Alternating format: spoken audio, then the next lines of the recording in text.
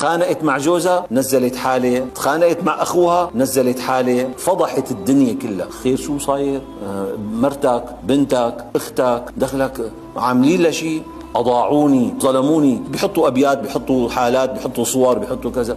طلع هيك دخلك شوف لنا فلان شو قصته، دخلك شوفوا لنا فلانة شو قصتها. اليوم هذا من أسوأ الصفات، من أسوأ المنعكسات لأجهزة التواصل. بكرة بتنحل، ولكن نحن نشرنا غسيلنا. بتنحل أكبر مشاكل، بتنحل في غلط بنحله بسياقه الصحيح.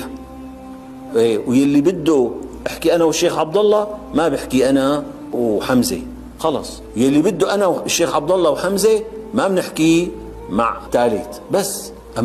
أما نزل على المجموعات، نزل على الفيسبوك، نزل على كذا، وثرثر ثرثرة بلا طعمة وفش خلقك.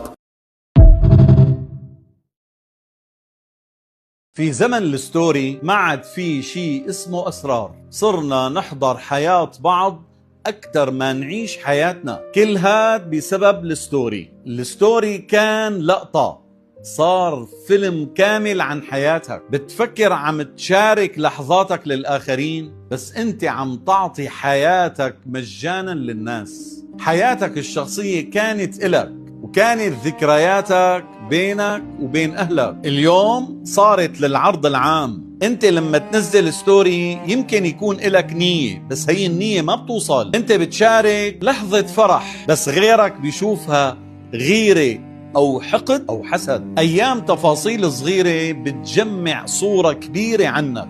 خلي جزء كبير من حياتك ما حدا يعرفه غيرك.